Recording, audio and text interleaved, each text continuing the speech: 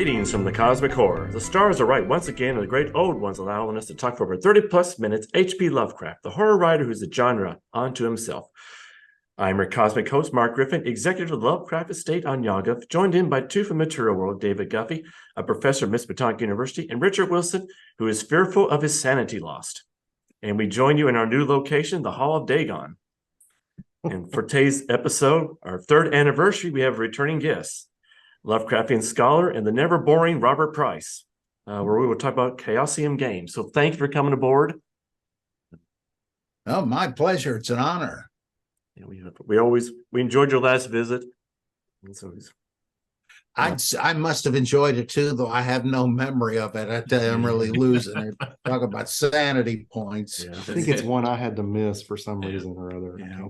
We had quite a bit of nightmares. Yeah, the bit of rescheduling that had to be done on that, or not rescheduling, but logistic relocation. Yeah, the power went out the library, so we had to find a new location, so we had no internet here, but had to go to the emergency spot to make everything work out.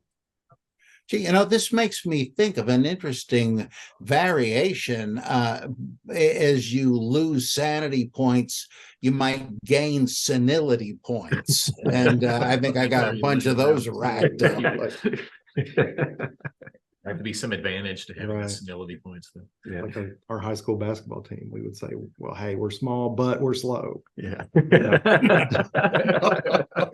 We have that going for us. Yes. We're supposed to fall insolent. Yeah. Well, anyway, getting down to the subject of the interview, I've heard that Chaosium's Call of Cthulhu role-playing game drew more people to Lovecraft than probably anybody else. Would you think it's an accurate statement? Well, I don't know specific figures. I don't even know how you would get them, but it would not surprise me.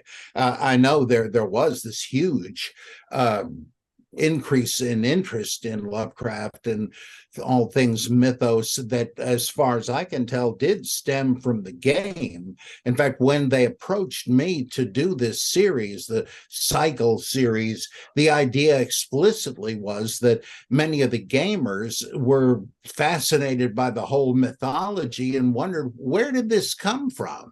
It was a bunch of pulp magazine stories and then follow-ups by others in the same vein if you go a few decades later. And I said, well, where are these texts? Where can I read them? And a lot of the books were out of print, even ones that hadn't been published too long before. And so I was approached, and I had done by that time at least one anthology for Fedogan and Bremer, the Tales of the Lovecraft Mythos, and that may have had something to do with it, but I know they specifically mentioned how I had dredged up all kinds of oddities and curiosities to reprint in Crypt of Cthulhu. And they said, well, how'd you like to compile these anthologies? And there was a ready-made template for it because Lynn Carter had started two different series. One, I don't know if he had a particular name for it, but I guess it was part of the Ballantine Adult Fantasy series where he would take one Lovecraft story and include stories by others that had inspired Lovecraft to write it, and some stories that the Lovecraft tale itself inspired, so that you had this kind of museum, living museum of how this or that entity, that this or that old one developed, or possibly the Necronomicon or Arkham or something like that. But he didn't, I think, what was the first one? Was it Children of Cthulhu or something? It didn't have anything to do with Cthulhu. It was based on I think the Whisperer in Darkness, if I remember, but it was just one of them. And he planned to do one centered on each major Lovecraft tale, but never got around to it. And likewise, for Zebra Books, he started a series of all the mythos fiction by a particular author, but the only one he managed to put together was Mysteries of the Worm, which was most of the early mythos fiction of Robert Bloch. Well, after Lynn died, after I was approached a few years later by Chaosium, I thought, well, there's a perfect way to do what they're asking. I could just keep doing single author collections and these genealogical anthologies, what led to it and what led away from it. And eventually I wound up doing quite a bunch of them for Chaosium. And there would have been more, but they kind of descended into managerial chaos and for years, and I'm not sure if they're still out of it now. Different people have taken over and sworn to right the ship, and perhaps they have, in that as far as I know, they have continued regular publication of gaming scenarios, but I'm not a gamer and haven't kept up with that part of it, so I don't know what they've done really. But I even when they weren't around to do it, I decided I'm going to get the planned collections out come hell or high water. And so because I had done I think the Yog-Sothoth cycle, I had put that all together some 20 years ago. And they, we'll get around to it. Well, the same thing with the Yig cycle and the Yith cycle and so on. And they just never got around to it. And so I approached Ramble House, which is, I'm sure, even more obscure than Chaosium. But they put a few of these books out. And then a couple of other publishers did the Tyndalos cycle, and I forget what else. And the most recent one was the Exum cycle about the rats in the walls and what led up to that and some of the stories that followed.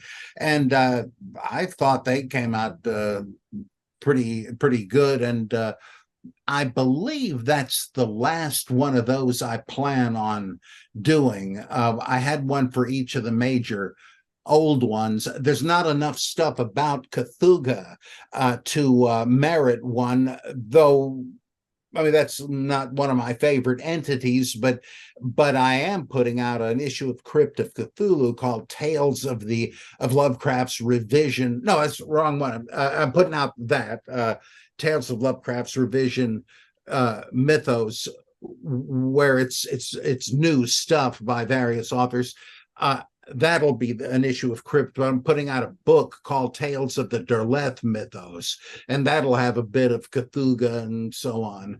There's a lot of Ithaqua stuff, but that's mostly novels, Brian Lumley's especially. So that's really too long for me to do anyhow. So there won't be a Cthulhu cycle or an Ithaqua cycle, but I've kind of covered the ground on most of those, and I continue to put books together, but those and the single author one's pretty much done as well. Finally, one last thing, and I'll shut up and get onto something else if you want. Chaosium agreed with me. It must have been nearly 25 years ago to do the Chaosium edition of Lovecraft, and it would be Lovecraft, which was apparently in public domain. But there's still a little confusion about that. I had it divided up into 5 volumes. There would be Azathoth and Other Horrors, which would be the conventionally Lovecraft mythos tales. Then secondly, I think the Madness Out of Time, which would have been the ones he did for his revision clients, which have a sort of a different spin on them. They've always fascinated me. And then there would be the Dunsanian and Dreamlands stuff. The book would be called Past the Gates of Deeper Slumber. All these are book titles he used somewhere, but not as books that he actually wrote. Like Eldritch Tales comes from Randolph Carter's story, but now there's a magazine which I inherited from Crispin Burnham called Eldritch Tales. Then there's my favorite, Thaumaturgical Prodigies in the New English Canaan, which was his version of Cotton Mather's compendium. And that's all his non-mythos, traditional supernatural horror stories set in New England, and New York State. And then there'd be Tales of Terror, which would have been a book he did as a kid, but never got around to it. And it would have marginalia, juvenilia, and other drafts by other people that he worked from. And in each one, I would have a long essay about this subgenre.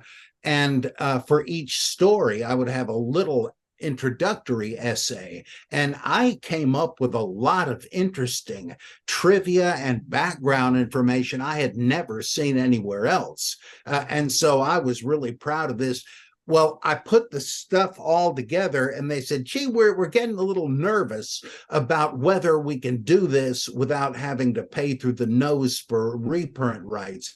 I said, well, other people are doing it. Apparently it's in public domain, but they parachuted on me. And then there were a couple of other publishers, Centipede, they approached me. We'd like to take it on. Well, years went by. So what happened? So didn't we tell you we're not doing it after all? Oh, thanks a lot. And one or two other ones. Well, finally, Ramble House is going to put those out. That I got, just like Martin Luther was racing to finish his German translation of the Bible before the second coming could catch him beforehand. I feel like I have to get these 5 books out before I die, and that's a real tricky one for me, but if I can get that done, I guess that'll be my main contribution to the genre. So that'll be your bucket list. Try to get those 5 Yeah. It's like, so it seems like you do a lot of research into that. How do you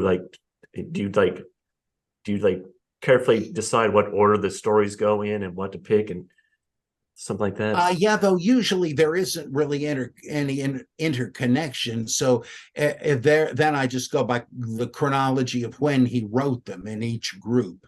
So the whole thing is not exactly in chronological order, but with the particular group of stories, they're in order and of writing. And with the background information, of course, his letters are a great resource for that. When, like with the revision stories, how much did he actually write of them? There have been surprising misconceptions even among people who knew him as to whether Frank Belknap Long, for instance, wrote any of The Mound. And for a while, people thought he did, though they didn't know what he wrote. But it turns out, no, he had nothing to do with it and never claimed to. So if you look up some of this stuff, well, what does he say about this one? What does he say here? Can you put them together? Do they contradict? There's a lot of interesting information. He'll say, well, I wrote up to this point, or it's my story. The authoress just gave, like the Curse of Yig, for instance, she gave me the basic idea that there's some snake god that some guy runs afoul of, and it meets with a hideous end. And it was all his doing. The Mound, all him. And virtually, there are a couple, though, that have interesting stuff, like William Lumley's The Diary of Alonzo Typer, which I've always had a great fondness for. Well, Lumley did write a draft of that isn't really even that bad. And when Lovecraft added to it, he made it even lots better. So it's funny, the clues that are supplied. Sometimes there aren't any, but you have to say, now, would Lovecraft really have said this? Like Dwayne Reimel wrote a few Lovecraftian stories, one called The Interment, or no, I guess it's the Disinterment, which almost reads like a Herbert West story. And I was convinced that he made some remark that Lovecraft had some hand in it. But I was convinced he must have really written virtually this whole thing. That royally pissed off Reimel, and he wouldn't have anything to do with me for a while. But then I got this letter from him one day saying, look, to tell you the truth, I don't really remember who wrote what. Let's bury the hatchet. So you never know what danger you're going to run into with this stuff. Same with E. Hoffman Price's Through the Gates of the Silver Key. How much did Lovecraft write? Well, luckily we still have the draft, and you can kind of tell what Lovecraft. I mean, even if you didn't have it in front of you, you'd say Lovecraft would never have said this, but he had to keep as much of what Price wrote as he could.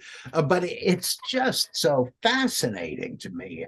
Where did he come up with this stuff? And in many cases, the evidence is there. We have like what was the one who wrote the last test that before?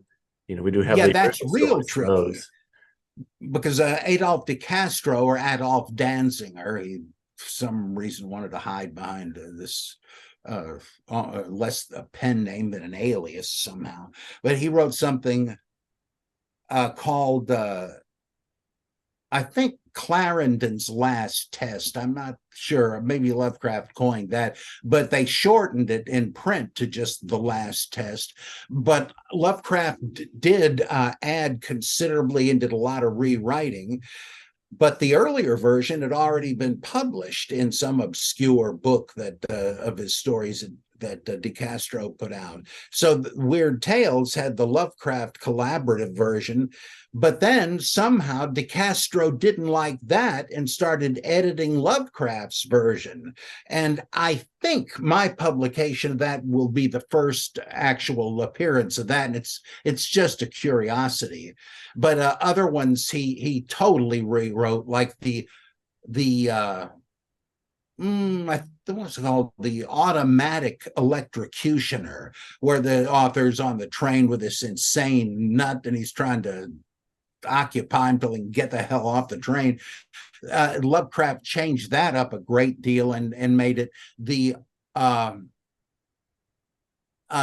automatic electric executioner, and then dropped the automatic, but he mythosed it up. That's where Shub-Niggurath, well, she shows up in The Last Test, actually, but he has this hybrid deity in electric executioner of Niggurathal Yig to try to place one or both of them into a Mesoamerican context. That's what I love about the revision mythos.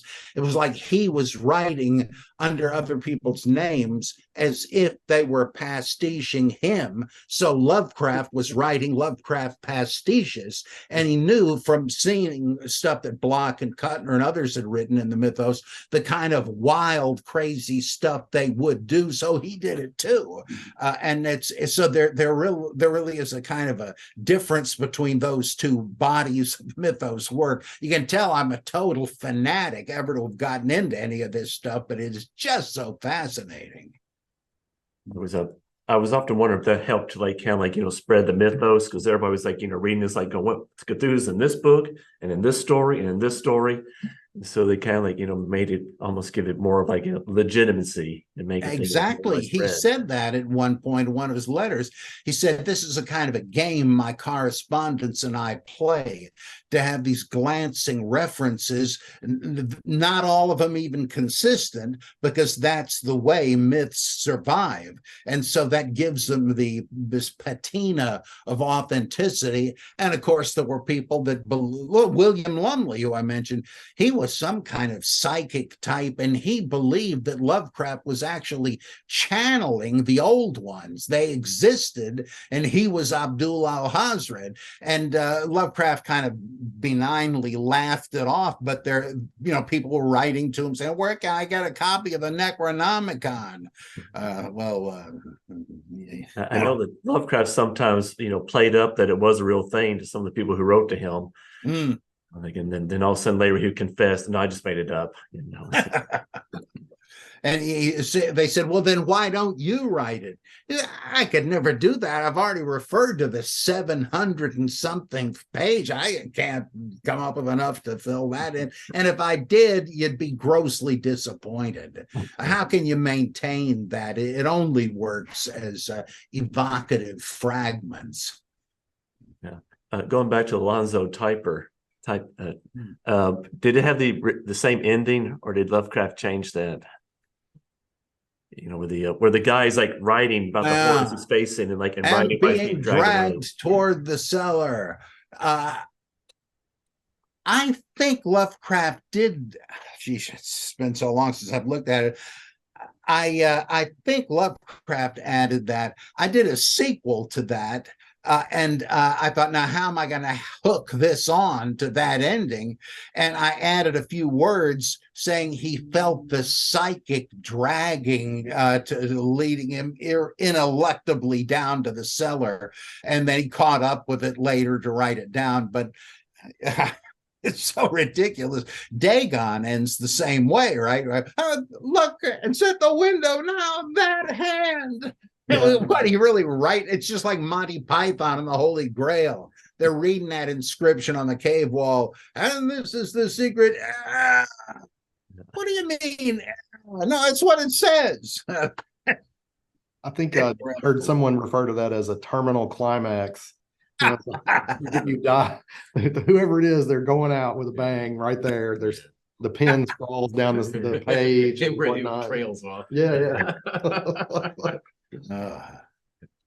Terminal climax that could be used for so many things. Well, it could, but we're talking about Lovecraft here, so it's context. Context is everything. So So going back to Chaosium, did you pick the themes for that, or did they have ideas of what for it to do? Of just the basic idea, compile the stories in which these names appeared and where you can find what little Lovecraft said about them, Lovecraft and others. And I was curious as anybody else about that. So I had been collecting that stuff just for my own fascination. So it was easy to put together, but that's all they really wanted, and it was easy to do. Well, I guess they wanted me to write introductions. I don't know, but I can't remember whose idea that was, but I loved doing that. It's a way, in a way, there's the danger that it can preempt the reader. And like August Derleth's intros to his Arkham House Lovecraft collections. Well, let me tell you what this is all about in advance. Well, you were still surprised because he got it wrong. And you say, this doesn't say that. But I thought there is interesting background stuff. And given the intended audience, surely they want to know that stuff. So occasionally I'd say you might want to wait till you finish the story to read this, but I think it'll help you appreciate it all the more. So that was your spoiler warning, I guess you were giving at the time. Yeah. Now, well, on the other hand, though, some of these readers had already read these things a zillion times, and so they could start out with the introduction, and it would make them aware of things they hadn't seen before. I don't mind that. I mean, I like to go into it fresh, but then I don't mind looking it up and seeing, oh, son of a gun, what do you know? I didn't even notice that, and I appreciate it all the better. I'm kind of the way where it's like I almost know nothing about the story before I read it. Then afterwards, I know everything about it. Kind of that way. I know some people are like, it's almost like they need to know something about the story before they will read it. Yeah. Is this worth my time? I can see that. And plus that some of this stuff I would even apologize for, some rare old fanzine things from the 40s, like What Drove Alhazred Mad, something like that. It was pretty pathetic, but here was something from the formative time of Lovecraft fandom that mentions Abdul Alhazred and the Necronomicon. The kind of fanatics I was writing for, fellow fanatics, I admit, you want to be able to read that. It doesn't matter. You're not looking for literary excellence necessarily. I mean, I think the Lovecraft's major and a lot of his minor work is excellent literature, but even if it's not, that has given me such an interest in his work. I want to, like Robert E. Howard, he wrote some real clunkers, but at his best, which was a lot of the time, I think he was like a modern Homer. I think he was a great great writer. And so I'm just curious to see what else he wrote. What the heck? Why not?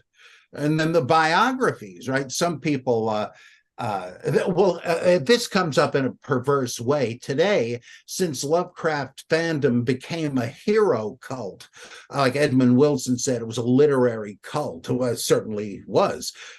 Some people made it a hero cult, where, oh, Lovecraft, he could do no wrong, he could say no wrong. Well, that was inevitably going to backfire, because once social mores changed, people said, well, Lovecraft was not very politically correct. And so now you have the oddity of people showing up at the Necronomicon, from which I've been banned, because they're all PC fascists who hate Lovecraft and say they would piss on his grave, and say, what are you doing coming to this thing? Well, they can't escape the lure of Lovecraft, but they don't want to be associated with him either. And it's the backfire from having a hero cult. And I have said more than once, I think Lovecraft actually was a gentleman, and in his interaction with others, from the many memoirs we have of people that knew him, he was almost a Christ-like figure. His gentleness, his consideration for individuals, his quickness to overlook their foibles and so forth. I find it hard. Well, I have to say that his racism, which is almost comical, it's such a caricature, it's reprehensible. But I grew up in Mississippi, where a lot of people were racist. I don't hate Mississippi because of it. I've known for decades better than to be a racist, but that's pretty obvious. And so these people still have like a negative hero cult of Lovecraft. Well, I responded and said, look, if there's a hell, maybe poor Lovecraft is frying away in it right now. I don't know. I don't care. I'm just interested in the text. And who knows what he may have believed. You're not going to read Heidegger because he was a member of the Nazi party. His books don't propagate Nazism or anti-Semitism. It's a big surprise when somebody learns Heidegger was a Nazi, because it doesn't come out in his work. I have no interest in Heidegger as a person. I'm just interested in the philosophy, and so on down the line. It's just so naive. It's like, I'm not going to listen to that person's music or see that guy's films because I don't agree with his politics. Come on, grow up. And I wish in most ways, I'm never going to grow up. I'm like Peter Pan. I'm still collecting toys and reading comics and stuff like that. But in this way, you have to learn that nobody's perfect, and they don't have to be. Sounds like good advice. Yeah, I agree. And now, you said you weren't a gamer, but did you play any of Call of Cthulhu? I know I played it once. I think there might have been another time. Gay and Wilson, my wife Carol, me, C.J. Henderson, and a couple other folks were at one person's apartment, and we played a game of it. I just could not get interested in it. And that's no value judgment. It's just that I don't have whatever it takes to the antenna to pick that up. Like, I have no interest in sports. I don't condemn sports. I don't disapprove of them, but I don't get it. So I'm that way with games somehow. I just have a 10 ear for it. So I'm not into it, but it reflects no judgment. Is that for all role-playing games? Do you not play? Yeah, and even any other kind of game, really. My old pal Lynn Carter said games are chewing gum for the mind. Well, that's kind of nasty, I guess, but I do sort of feel that way in that I'm not. It's like if your friend says, do you mind stopping at the hardware store? I got to look for something. Oh, Well, okay. Well, while you're there, you're just cooling your heels. It's like, to me, if I step into a hardware store, the portcullis falls down in front of my mind, and I'm just in suspended animation till we get the heck out. Or if I were forced to go to a football game because everybody else in the group wanted to, I'd bring a book along. I simply cannot engage with it, and that's my shortcoming. And so I don't mean to, let me say, all honor to gamers. They're fine with me, but just not one of them. We played it for the first time last Saturday. Really? Yeah. What was your impression? It's like Richard, you want to comment? I guess as far as if we're making kind of the difference between, say, like a dungeon, or the impression I got was between, say, like Dungeons and Dragons and then the Call of Cthulhu, was that in, say, the Dungeons and Dragons, and there's so much about you're making your character stronger, or learning new things, or picking up, these items and this and that type of thing, and trying to win out against these enemies. Where in Call of Cthulhu was this more of a survival horror type of, you're just trying to stay alive and keep your sanity. Try and figure out what's going on and stay alive, versus opposed to, oh, now I've got this interesting new artifact or object that makes my character better or stronger or smarter somehow. And instead it was, oh, I'm just trying to take as little damage as possible, or trying, maintain as much of my sanity as I can and just survive this encounter. It's like, it seems like once you're hurt or lose your sanity, you're kind of like, stuck with that way. You're going slowly. If you don't die in this game, you're going to probably die in the next one. These are meant to be more like normal people who are going on these adventures versus, say, Conan the Barbarian-esque, indestructible, like warrior who's not fazed by monsters or anything, versus in Call of Cthulhu, which was very much kind of he's just a regular professor and he's not accustomed to the undead menacing him. And Well, it's a whole lot like the characters in Lovecraft's story. I mean, there weren't any sequels. He didn't. They were out after he survived that encounter. He continued on. And that's Brian Lumley. Right, he's got the Wilmarth Foundation and Titus Crow and so on, and some people just declare him a heretic for that. But that's also childish. Genres grow by transgressing their old boundaries, and if he wants to make a sword and sorcery thing with Lovecraft monsters, so to speak, what the heck? That can't be enjoyable. I enjoy them, though I realize the difference in Lovecraft. So what? All the better. I agree. Yeah, I have heard them told they're kind of like more optimistic, Lovecraft Taffian type stories, opposed to like with HP. I guess you would call him like more of a pessimist. Yeah. Cosmic futilitarianism, as I think DeCamp called them. Well, and I think those, what was it, like the Mask of Cthulhu, the Trail of Cthulhu, those August Derleth books, they were a lot more positive. So there were actually Lovecraftian creatures that were helpful, and it's been a long time since I read them, but we had almost like Hester and Cthulhu were kind of like rivals, right? Yeah. Yeah, that was really confusing. In what was that called? The Return of Hastur, I think, where it wasn't clear to me who was who and who was against whom. Sometimes it sort of sounded like Hastur and Cthulhu were the same guy. Did he think this out? And in fact, Clark Ashton Smith read it in draft and made extensive suggestions for revision, which Derleth hastened not to take. And once I asked John Glasby to experiment. This guy wrote truckloads of Lovecraftian stuff over in England.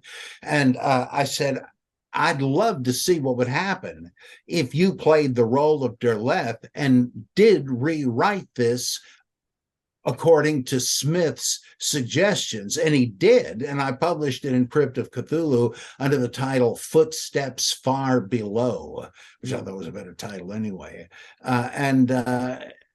Derleth was obviously very, very talented, but he didn't take his own work seriously when it came to that. He just said, let me slap out another one for filler for Weird Tales. still, I got a big kick out of them. They're loads of fun. Like, Oh, they're fun. Yeah. which one of the Crypt of Cthulhu was that in? The Footsteps of Oh Harvard? boy.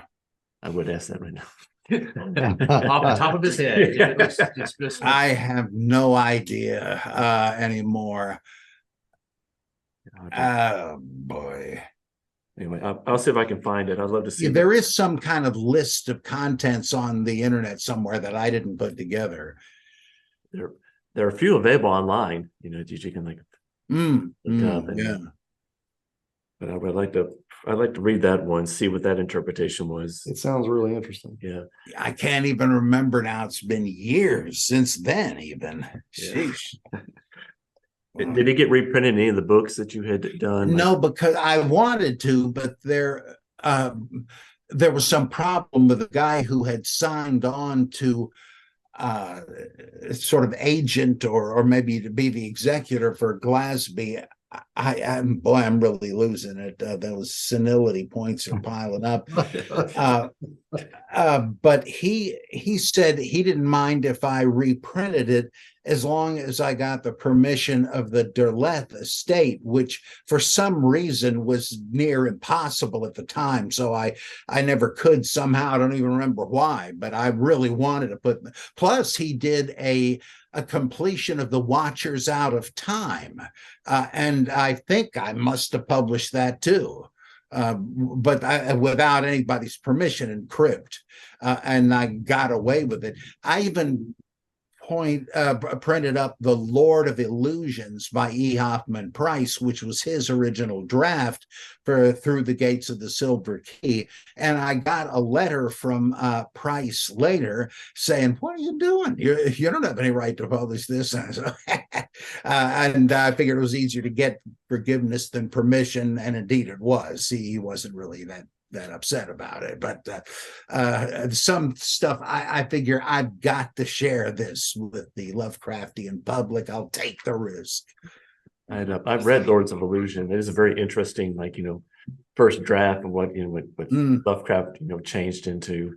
Yeah, you can really tell who wrote what. Yeah, and you can kind of see how if Lovecraft just kind of ran away with it. It kind of shows you why he's the master. Why we remember him better than we do E. Hoffman Price. He didn't want to do it, but Price kind of nagged him into it, and then Price wanted a part 3, and he's I'm not going to do that. It would have been interesting to see if they could have done a part 3. Yeah. I guess I think if Price, high marks for at least motivating Lovecraft to write the story, I would not have had it. And speaking of which, what do you think of the story about Lovecraft and Price in New Orleans and the escapades that they had? Do you think those are true stories, or? Well, all I know is that they stayed up around the clock gabbing about all sorts of things.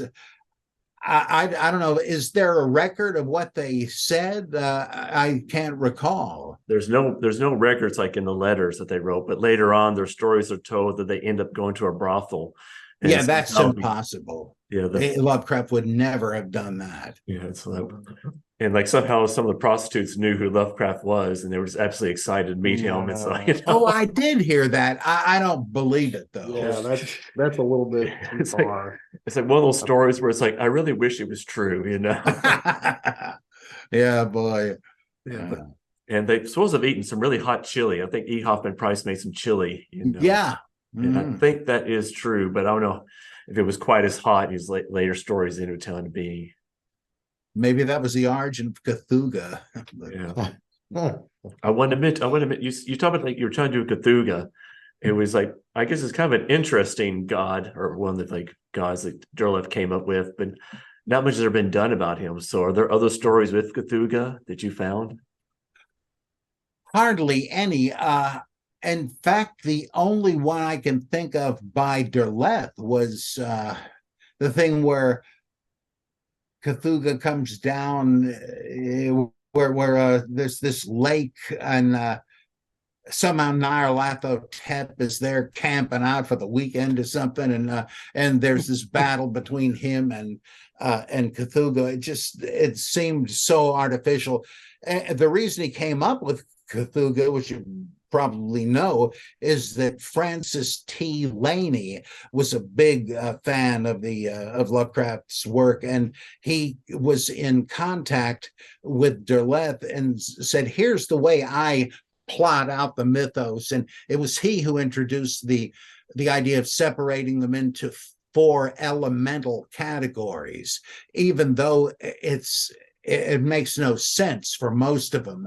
And he says, "Oh, I see you left out a fire elemental." Well, that's not too hard to figure out, since nobody thought of them as elementals.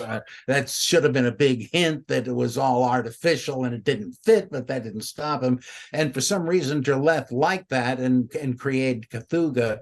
And then I think Lynn Carter created in latter years Afum Za, the cold flame.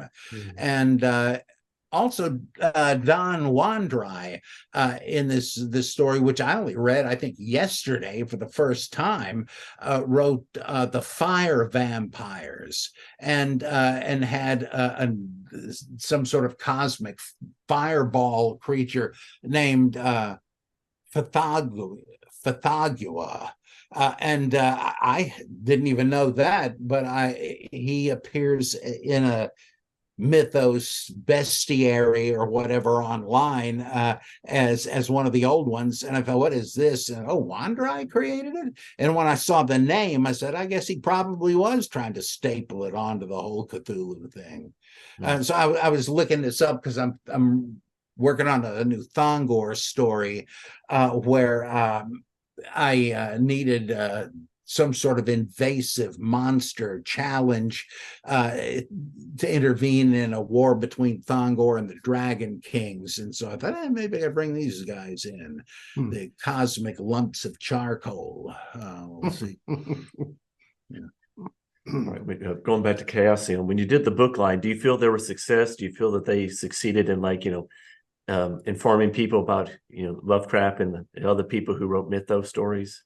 I think so. I heard this isn't much evidence, it's pretty anecdotal, but that a lot of people were buying them just for the introductory essays, and they must have known the major stories that were in them.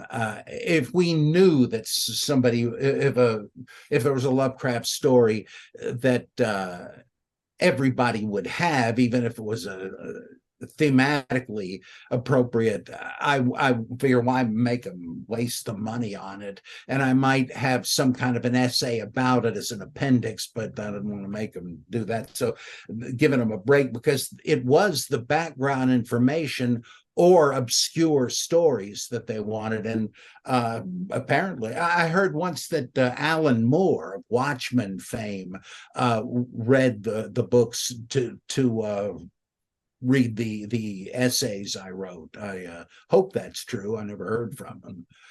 But high on there. Yeah. I guess it might have played an influence in the Providence series that he did. Well, he must have been a Lovecraft aficionado before I ever came out with these things. So I don't know if it influenced him at all, but if he liked them, I'm pleased. Maybe someday I can confirm that. Surprised they didn't try to reach out to you or something. Yeah.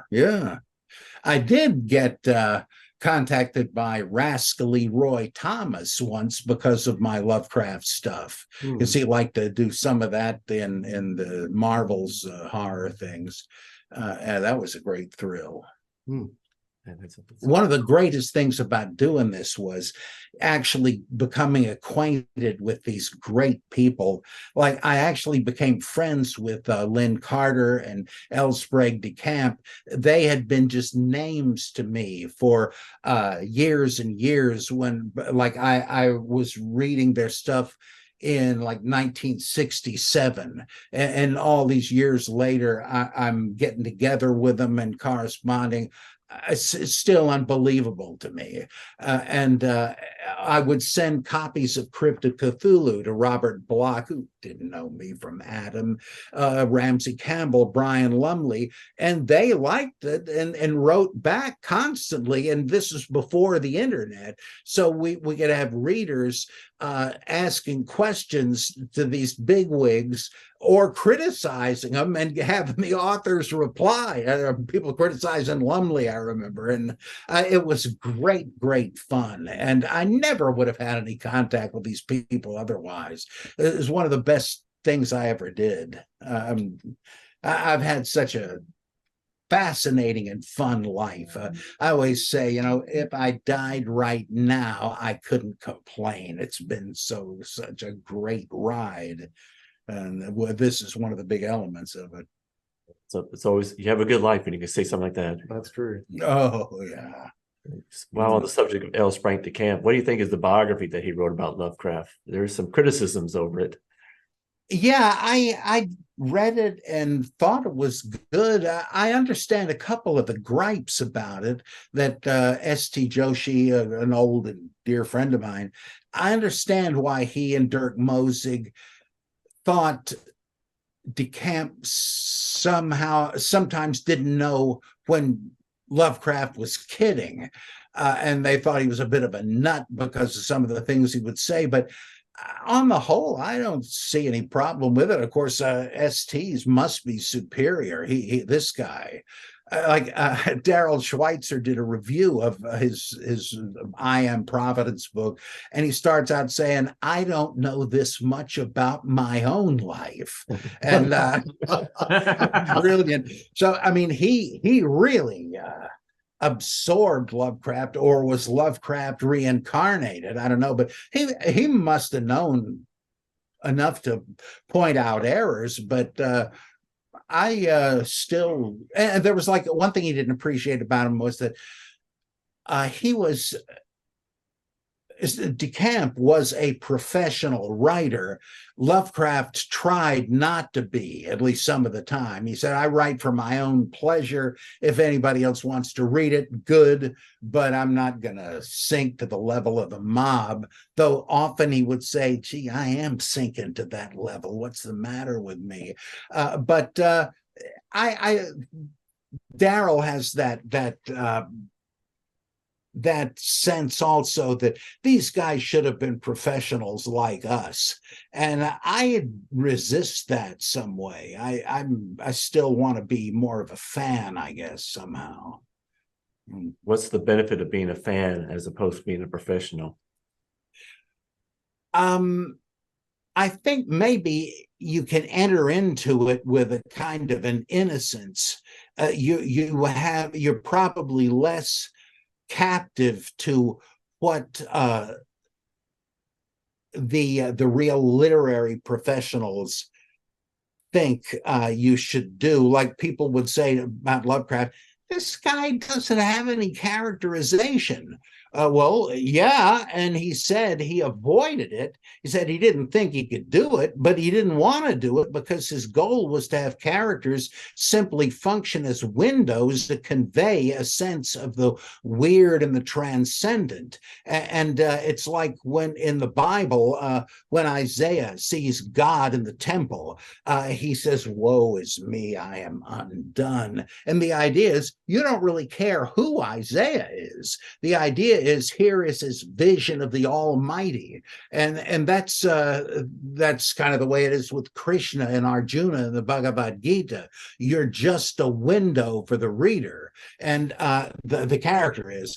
And I think Lovecraft was perhaps more easily able to see that. Or how about the so-called adjectivitis? I think it was Philip Herrera in Time magazine called it, he understood it. He said that people criticized Lovecraft for piling on the adjectives and so on, but Herrera said, but there's a certain hypnotic quality to it.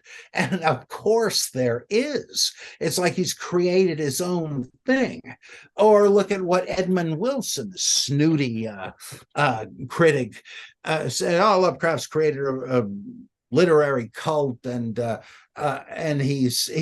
it was obvious Wilson thought, he's not a professional like me. I know how to write. That's just totally circular. I think Wayne, oh my gosh, I can't think of the oh boy, famous guy with senility points again. To make a judgment like that, this doesn't match what I consider great writing. You're just being subjective. You're just saying you don't happen to like this. You can point out gross failures in people's writings, sure. Like one ham-handed. I love fictional, well, I guess they're all fictional, books about the Antichrist and the end times and all that. When I was a teenage fundamentalist, which would be a great story or movie title, I was a teenage fundamentalist. This guy, Salem Kurban, wrote this book called 666, where the Antichrist comes to the throne. And there is a kind of power to it, I have to admit, but it's terribly written. And from one chapter to the next, he switches from second to third person. What are you doing? That's bad writing, though it does, even there, it doesn't dampen the power the guy managed to conjure. It's no Stephen King's The Stand. King's is powerful and well written, but some of the stuff you can't really excuse, I think. But that's it's got to be pretty bad for that, and I just don't think Lovecraft was bad. He didn't fit the canon, the elite standards for what went at the time. But Svetan Todorov, who was some sort of a formalist or structuralist critic, he did an interesting essay on the evolution of genres, where he said some people say that so-and-so's detective novel is not a good one because it's violating the conventions of the genre. And he said, look at the long view. Genres evolve by breaking the boundaries and becoming new, half this and half that. And that seems obvious to me. And so if you don't like Lumley because he's not Lovecraft, that's, you're cheating yourself. I mean, maybe you wouldn't like Lumley anyway. Suppose he was the first mythos stuff you ever came across. You might like it, you might not. But to fault it for not being Lovecraft, that's just absurd, and that's childish. If anything, that's unprofessional. You had mentioned Edmund Wilson, but and I can't remember, I had notes about this on one of the shows we did. We talked about, didn't he write a play or something years later, and it included some reference or acknowledgement to Lovecraft in some of it? I'm completely drawing a blank now, but I've never heard of that, though. It's very likely true. I'd love to know more about that. Yeah, we can look up and see right now. Ah. right. Oh, by the way, Wayne Booth was the guy that said that people are condemning works that they just don't happen to like. It's like Abe Lincoln said, "This is the kind of thing. This is the kind of thing those will like who like this kind of thing." It's totally circular. Yeah, he can condemn Lovecraft's tales as hack work. And I picked up a copy of that article, and so he was definitely very critical of it. And, but I'm not seeing anything about a play. I know we talked about this. And of course, he did refer to Lord of the Rings as juvenile trash. Like Tolkien either. So Yeah, so some bad taste. Yeah, that just discredits a guy. He's lost credibility now. Yeah, I could. Something everybody loves to punch on, like a Lovecraft, but Tolkien, that's drawing the line there for most people. Edmund Wilson play. I put Lovecraft play. See what comes up.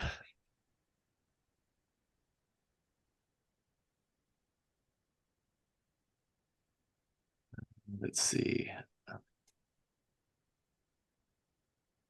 Nothing's jumping up.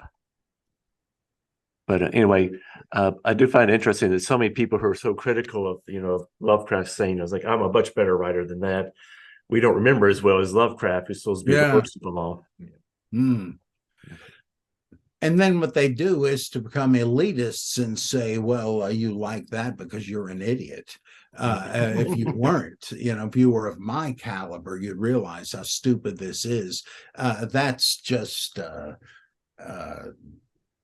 not thinking out of your own box or out of your own turtle shell. It's pathetic. Once Carol and I were at a pizza joint in Pennsylvania, and I didn't like the pizza so much, though I'm a pizza fanatic. And I said to her, I think this pizza is too good for me. That there's a kind of an artistry to this that is more sophisticated than I care for. I was willing to admit, it's like in Huxley, I'm glad I'm not an alpha. I don't, people have more refined tastes. That's fine. I like what I like. And that covers a lot of ground. That's applicable to a lot of things. We'll stop that and go into the words of the episode. This is some of the words I've kind of found when I was researching about Chaosium, and one of them is Chaosium's name itself. Do you know where the name comes from? The realm of chaos, I guess, but specifically, I don't know. Well, he lived close to the Oakland Coliseum, and he wanted to do a play on Coliseum and chaos, and so he created that, which I thought was quite clever. And there's also the guy who created Greg Stamford. Did you ever meet him? One of the co-creators of Chaosium games. What was the name? Greg Stamford. Stafford, yes. Oh, I corresponded with him quite a bit. Real good guy. I did meet him a couple of times too. Yeah, I liked him a lot. Apparently, he must have been quite a genius at game design, because they have something called the Stafford Rule. They say the older I get, the more I hear about young RPG designers saying never been done before, and then I point out that Greg Stamford wrote about that a few decades ago. Greg was brilliant, ahead of his time. The Stanford Rule. Every game designer knows the rule. If you believe you come with a clever mechanic in a game, Greg Stamford already did it. Wow, I didn't know that. Because again, I don't know about the mechanics of the game or anything, but it doesn't surprise me. He's a very, very sharp guy. So I was curious if you'd known anything about him, what innovations he had, because I couldn't. That I don't know, but. Anyway, we'll wrap up, but I want to talk about one other thing. I just recently took a trip to Rome, Greece, and Turkey, and saw many of the ruins of the Roman and Greek civilizations. And the one thing that surprised me is that a few people are still worshiping those deities, and they're calling it Hellenism. And basically, kind of the worship of the Greek gods died out in the 9th century Common Era, but seemed to have a revival back in the 70s. And now Greece officially recognizes Hellenism as a religion, starting in 2017. But a tour guide we had said most of the Greek people think they're crazy. It's not going over well. Yeah. And so it seemed like Lovecraft would be kind of would consider himself a Hellenist, especially when he was really young. Yes, that's right. And built an altar and, to such Greek deities. So my question to everybody is so what Greek deity would you worship, to convert to Hellenism? I'm gonna go with Dionysus here. Yeah, Dionysus. So why is that? It's the god of wine and festival and theater and all that kind of thing. So I think it'd be kind of very lax in terms of a lot of rules that you're gonna follow. Having a good time. I could go with that. Yeah. What about you, Dr. Price? I guess maybe Pan, in the great god Pan, because that is like a direct vision of the all, which is what Pan means, of course, through the what was the token, the symbol of the satyr-like wine god. But I guess to me, one of the most incredible weird tales is the great god Pan, on which the Dunwich Horror is largely based, and the idea of panic, holy terror in the Rudolph Otto sense, or like in Isaiah 6, woe is me, I am undone, for I've seen Yahweh Sabaoth, like the core religious experience of the numinous. Because with Zeus, you basically have a capricious mob boss. It's like he's like an immortal Tony Soprano. Who was a hero of mine. I've been rewatching The Sopranos even today, but not exactly a moral paragon. And that's why the Stoics invented allegory. They wanted to keep the gods in name, but they couldn't really worship rapists and so forth. So, well, it doesn't literally mean that. But I think with Pan, you've almost got that right at the beginning. That's inherently what it's about. Whereas Zeus is the sky father. Not bad, but of the two, I guess I like him, but I guess I would go with Pan. Pan and Dionysus. That's a good pairing. What about you, Mark? What about me? Yeah. It's like I feel like I need to be an outlier. Just pick out someone like really like strange, like I guess Athena. Just because like I'm the one that I'm most familiar with her, because like we have the Parthenon not too far that's been reconstructed in Nashville, and I see her idol all the time. So well, the goddess of wisdom, that's a goodie. Yes. Thinking something about that owl that she would have as a companion, it's like just and so just be a little bit different. I would say probably Athena, because like her place of worship is a lot handier. I can just go and drive up there and see it. And all that.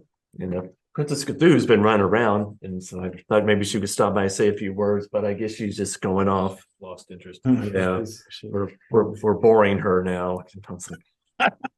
David, Richard, yeah, Dr. these Price. mundane adult concerns. Right. Yeah. That's Yeah. You think there'll be a day when she like gets older, like in her 30s, and like going, man, I need to listen to these again, like and like find out like what they were talking about. it's probably going to be. I need to listen to these for the first time. Yeah. I'll be gone by then, I'm sure. Anyway, David, Richard, Dr. Price, to see the stars are no longer right, must cease all discussions until they align again next month. 30 plus minutes of H.P. Lovecraft is sponsored by the Hester Motorcycle. Rule the road like a yellow king. This podcast is created in association with LovecraftPod.com and Logan Speculative Fiction Group, with the help of Logan County Public Library and the Great Old Ones. Special thanks to Katie Tysons for never being a critical fail, and Joshua Dukes for wandering the halls of the library with the hands in his pocket. Until we meet again, may you avoid Princess Cthulhu's line of fiction, Chaosium's Princess Cthulhu line of fiction.